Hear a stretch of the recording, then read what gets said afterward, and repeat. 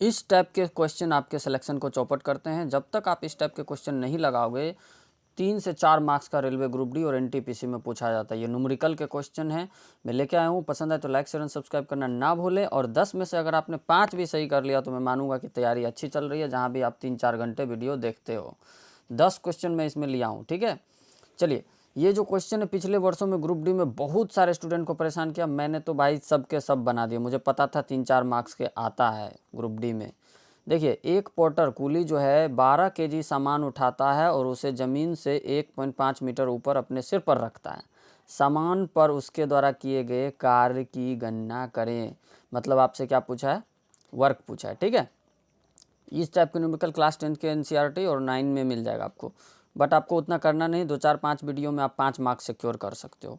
Work done is equal to, इसमें जो formula लगेगा वो लगेगा mgh, ठीक है। थोड़ा सा आपको याद रखना पड़ेगा दोस्तों। एम फॉर मास होता है, ठीक है। मास कितना है, 12 केजी। चलिए 12 केजी हो गया। जी देखिए, आपको क्वेश्चन में दिया गया 10 मीटर पर सेकेंड स्क्वायर। कई बार 9.8 रहता है, अगर आपको नहीं दिया है तो 9.8 ले लेंगे आप, ठीक है। उसके बाद हाइट कितना मीटर ऊपर उठा रहा है, 1.5 मीटर ऊपर उठा रहा है, तो 1.5 ले लीजिए आप। इससे अगर आप पॉइंट को कैंसिल करोगे 10 आएगा, 10 से 10 गया। और ये आपका 15 इंटू 180 जूल हो जाएगा। 12 इंटू 15 करोगे आप तो 180 जूल इसका आंसर हो जाएगा, ठीक है। चलिए नेक्स्ट क्वेश्चन पे चलता हूँ। वीडियो को पसंद आए तो लाइक शेयर एंड सब्सक्राइब करना ना भूलें। मैं इसी टाइप के कई सारे क्वेश्चंस रेलवे के अपलोड कर चुका हूँ, मैथ, रीजनिंग, सारे चीज़ों का। अब ये देखिए, एक हवाई जहाज़ 4000 मीटर की दूरी तय करता है और किया गया कार्य जो है 20,000 जूल है, ठीक है। ध्यान देना। तो लागू किया गया बल ज्ञात कीजिए। बल का यूनिट न्यूटन होता है, सारे न्यूटन में दिए गए हैं, ठीक है। बट आप इसको निकालोगे कैसे, इसको भी निकालोगे W is equal to mgh से। नो, इसमें ये वाला नहीं लगेगा। इसमें जो है किया गया कार्य को बल इंटू दूरी कर दीजिए, ठीक है। फॉर्मूला पे डिपेंड करता है। किया गया कार्य इक्वल टू क्या कर दीजिए आप, बल इंटू दूरी कर दीजिए। बल, आप नोट करते चलें, नोट बना लें। बल इंटू दूरी वाला इसमें लगेगा, ठीक है। दूरी ट्रैवल कर रहे हैं ना। तो किया गया कार्य कितना है इसका, 20,000 जूल है। इसके जगह नीचे में 20,000 जूल लिख देता हूँ,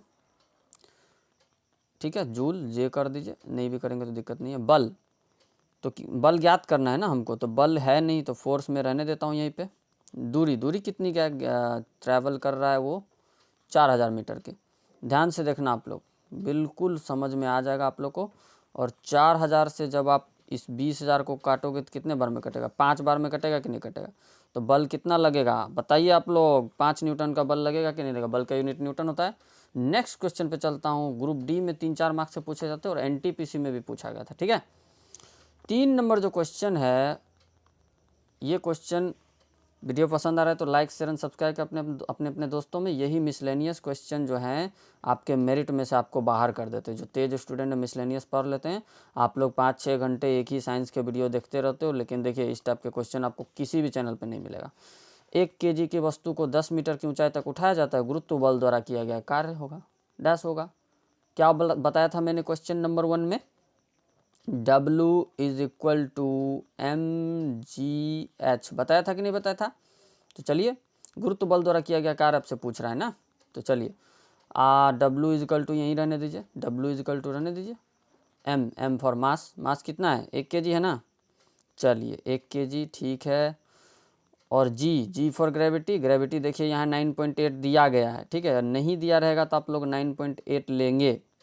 और हाइट कितना मीटर तक उठाया गया है, ये देखिए 10 मीटर तक उठाया गया है। आप लोग बिल्कुल पैसेंस रखें, बहुत हार्ड क्वेश्चन नहीं होते, एकदम इजी होते हैं और बढ़िया नंबर आपको आ सकते हैं। 4-5 नंबर समझ सकते हैं आप कि हज़ारों स्टूडेंट्स आप ऊपर हो सकते हो। और कितना कंपटीशन है, करोड़ों फॉर्म गिर चुके हैं। 98 जूल हो जाएगा इसका आंसर, 98 जूल हो जाएगा। लेकिन आप गलती से 98 मत मार देना, ध्यान देना। क्या होगा, ये -98 जूल होगा, ठीक है। क्यों होगा -98 जूल, क्योंकि देखिए 1 केजी वस्तु को 10 मीटर ऊंचाई तक उठाया गया ना, ठीक है। जिधर आप उठा रहे हो उधर ही काम हो रहा है, तो उसका जो वर्क होगा वो निगेटिव होगा, ठीक है। निगेटिव में आप इसको लेंगे, ठीक है। 98 जूल कहाँ पे, इस जगह है, डी नंबर आंसर हो जाएगा। अगर आप जैसे कोई चीज़ अगर आप ज़मीन पर है, पुश कर रहे हो, अगर उस ओर धक्का लग रहा है तो उधर आप पॉजिटिव में लोगे, लेकिन इधर ही खींच रहे हो, इधर ही खिंचा रहा है, जिधर खींच रहे हो उधर ही खिंचा रहा है, तो माइनस नहीं लेना है, ठीक है। नेक्स्ट क्वेश्चन पे चलता हूँ। 4 नंबर जो हमारा दोस्तों क्वेश्चन है वो है, जब कोई वस्तु बल की दिशा में 1 मीटर की दूरी पर 1 न्यूटन बल के साथ चलती है तो किए गए कार्य की मात्रा ज्ञात करें। चलिए इसमें भी जो है मैं क्या लगा लूँगा, पहले देखिए क्या क्या दिया गया है। फोर्स कितना दिया है, 1 न्यूटन दिया, फोर्स का यूनिट न्यूटन होता है, ठीक है। डिस्टेंस कितना डिस्टेंस है, 1 मीटर। और उसके बाद आपसे क्या पूछा, वर्क पूछा है, तो क्या लगा दोगे, वर्क इजकल टू क्या होता है, फोर्स इनटू डिस्प्लेसमेंट होता है। वर्क इजकल टू फोर्स कितना लग रहा था बाप, 1 न्यूटन, डिस्प्लेसमेंट कितना हो रहा था, 1 मीटर, तो 1 1 जा कितना होता है 1, एक एकम एक ही ना होता है, तो जूल, 1 जूल, वर्क का यूनिट क्या होता है जूल, 1 जूल देखिए कहाँ पे है, डी नंबर में है। चलिए नेक्स्ट क्वेश्चन पे चलता हूँ। वीडियो को आप लोग एंजॉय कर रहे होंगे। रेलवे ग्रुप डी की तैयारी अगर आप मिसलेनियस टॉपिक से कर लेते हैं तो आपका सिलेक्शन कोई नहीं रोक सकता, ठीक है। लेकिन एक ही चीज़ों को आप घंटे घंटे पढ़ते रहोगे तो फिर दिक्कत है। अब ये देखिए, 10 वोल्ट विभवांतर वाले 2 बिंदुओं 5 कूलम के चार्ज को स्थानांतरित करने में कितना कार्य करना पड़ेगा। ये इलेक्ट्रिसिटी से, ठीक है। कितना मिनट दिया गया है इस क्वेश्चन को, 1 सेकेंड। 10 वोल्ट विभवांतर वाले 2 बिंदुओं 5 कूलम के बीच इसको शॉर्टकट में मैं रुक जाइए, शॉर्ट में इसको मैं खींचता हूँ। किस टाइप के फॉर्मूले लगेंगे, कहाँ लगेंगे, ये चीज़ आपको थोड़ा प्रैक्टिस करोगे तो आ जाएगा। वर्क इजकल टू क्या होता है, यहाँ भी देखिए कार्य कर रहा है, वर्क इजकल टू क्या होता है, लेकिन यहाँ पर वर्क इजकल टू इलेक्ट्रिसिटी का ये टॉपिक है, तो ठीक है। वर्क इजकल टू विभवांतर इंटू आवेश कर देना आप। विभवांतर देखिए ये है, इतना विभवांतर से कार्य कर रहा है, 10 वोल्ट के विभवांतर से कार्य कर रहा है। आवेश कितना है, आवेश 5 कूलम है, ठीक है, ठीक है। 5 कूलम आवेश है तो कितना वर्क हो जाएगा, 10 5 जा 50। और वर्क का यूनिट क्या होता है, जूल होता है, इसलिए आप लोग गड़बड़ी मत कर देना एग्जाम में, वर्क का यूनिट जूल होता है, ठीक है। चलिए नेक्स्ट क्वेश्चन पे चलता हूँ मैं। नेक्स्ट जो हमारा सवाल है 6 नंबर जो है वो कहता है, विद्युत बल्ब, पहले पूरा क्वेश्चन आप लोग पढ़ लेंगे। विद्युत बल्ब के एक फिलामेंट द्वारा 3 मिनट में 0.8 एम्पियर धारा खींची जाती है, परिपथ के माध्यम से प्रवाहित होने वाला आवेश डैश है। चलिए अब इसको भी ले लेता हूँ मैं। इसमें जो फॉर्मूला लगेगा, पहले देखिए क्या क्या दिया गया है। टाइम इजकल टू क्या दिया गया है, टाइम इजकल टू 3 मिनट दिया गया है, ठीक है, कोई दिक्कत नहीं, 3 मिनट लिख देना आप। उसके बाद जो है इसको मिनट में नहीं, इसको आप सेकंड में लोगे, ठीक है, ताकि यूनिट निकालने में दिक्कत नहीं हो। 180 सेकंड हो जाएगा, टाइम हो गया। उसके बाद जो है करंट को आई से इंडिकेट करता हूँ मैं नहीं, मतलब किया जाता है, 0.8 एम्पियर है, ठीक है। तो आपको कितना कूलम आवेश प्रवाहित होता है, तो Q is equal to I into T, ये फॉर्मूला से आप निकालेंगे इसको, ठीक है। Q is equal to I into T, कितना आवेश प्रवाहित होगा, तो मतलब धारा इंटू समय, उतना आवेश प्रवाहित होगा, सीधी बात है। मैंने क्या बोला, कूलम जितना आवेश प्रवाहित होगा वो क्या होगा, धारा कितने समय तक प्रवाहित होगा, दोनों का मल्टीप्लाई कर देना आप। तो आई करंट कितना था, 0.8 एम्पियर था ना, और टाइम कितना था 180 सेकेंड, मिनट में नहीं लेंगे आप लोग, सेकेंड में लेंगे, ठीक है, 180 सेकेंड। तो इस पॉइंट को क्लियर करने की आवश्यकता है। इस जीरो से इस जीरो गया, 18 8 जा कितना हो जाएगा 144, 144 देखिए कितना है 144, 144 सी कूलम, कूलम यहाँ लिख दिया गया है, यहाँ पर कुछ और भी हो सकता था, 144 जूल भी हो सकता था, लेकिन आवेश का यूनिट कूलम होता है, इस वजह से आपको जो है ये करना होगा। चलिए 7 नंबर क्वेश्चन जो है हमारा, 7 नंबर क्वेश्चन, किसी सीधे धारावाही चालक से, ये भी इलेक्ट्रिसिटी का है। सारे साइंस में जो है लगभग 5 चैप्टर में न्यूमेरिकल है, वहीं से आए। किसी धारावाही चालक को चुंबकीय क्षेत्र में रखा गया है, ठीक है, धारावाही चालक को चुंबकीय क्षेत्र में रखा गया है। जब चालक में प्रवाहित धारा की दिशा और चुंबकीय क्षेत्र की दिशा के बीच का कोण डैश होगा, तब चालक को अधिकतम बल का अनुभव होगा, ठीक है।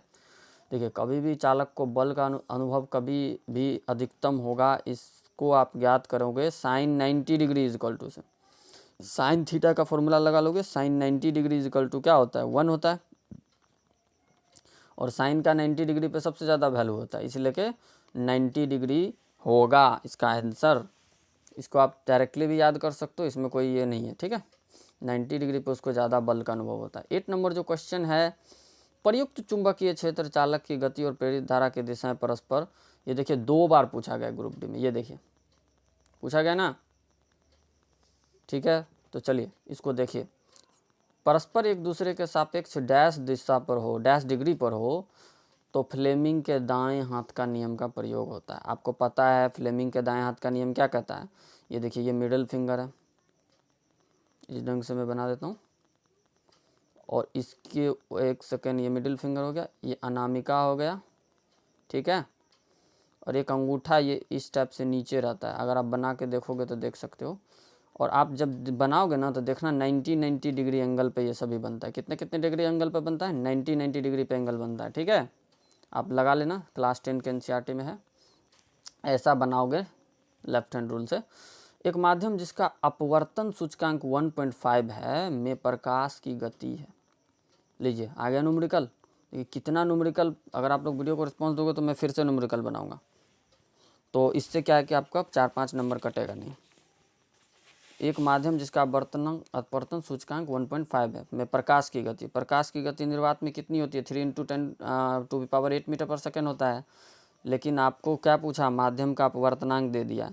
और पहले आपको फॉर्मूला में बता देता हूँ, माध्यम का अपवर्तनांक जो होता है, माध्यम का अपवर्तनांक इक्वल टू क्या हो जाएगा, निर्वात में प्रकाश की चाल, निर्वात में प्रकाश की चाल, निर्वात में प्रकाश की चाल में डायरेक्ट चाल ही लिख देता हूँ, ठीक है। निर्वात में बटा माध्यम में प्रकाश की चाल, बटा माध्यम में प्रकाश की चाल, ठीक है। अब देखिए ध्यान से, अपवर्तनांक आपको दिया था ना 1.5, ठीक है। तो 1.5 यहाँ मैं लिख देता हूँ। चाल, चाल कितनी थी, निर्वात में प्रकाश की चाल, ठीक है। निर्वात में प्रकाश की चाल 3 × 10⁸ मीटर पर सेकेंड होता है, ठीक है ना।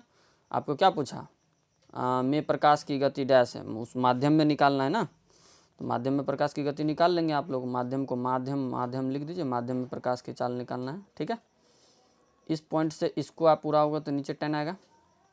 यहाँ तक किसी कोई दिक्कत, 3 से 15 हो जाएगा 5 बार में, 5 से 10 जाएगा, ऊपर 1 आ जाएगा, नीचे 2 आ जाएगा, ठीक है। अब जब क्रॉस मल्टीप्लाई करोगे तो माध्यम 1 जा माध्यम हो जाएगा, ठीक है। और इधर जो है 2 × 10⁸, देखिए किस ऑप्शन में, 2 × 10⁸ माध्यम में प्रकाश की चाल, ये देखिए ये है 2.0 करके, कंफ्यूज मत करिएगा आप लोग। चलिए नेक्स्ट क्वेश्चन पे चलता हूँ मैं, लास्ट क्वेश्चन है हमारा। और आपको मैथ में दिक्कत हो रही है तो वो भी हमारे चैनल पर अपलोडेड है। देखिए ये रिसेंटली मैंने टेक्स्ट बुक का टेस्ट लगाया था, उसमें भी ये सवाल था, ठीक है।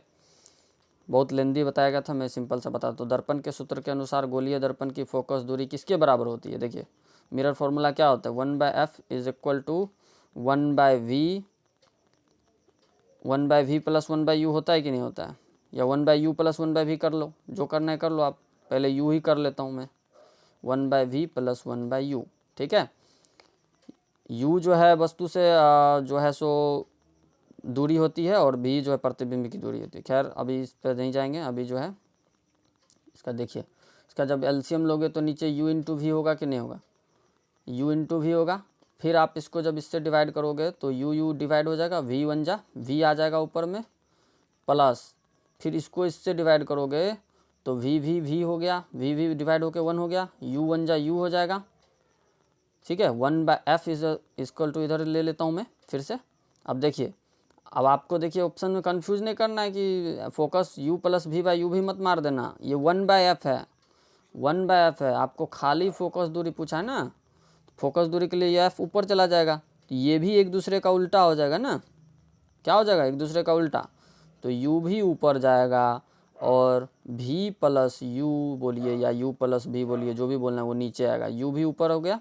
देखिए u भी और u + v किस में, ऑप्शन ए में। उम्मीद है वीडियो को आप लोग एंजॉय किए होंगे। ये मिसलेनियस टॉपिक की वजह से आपका रिजल्ट रुक जाता है, ठीक है। और जो तेज़ बच्चे होते हैं वो पढ़ जाते हैं, इसलिए उनका रिजल्ट हो जाता है।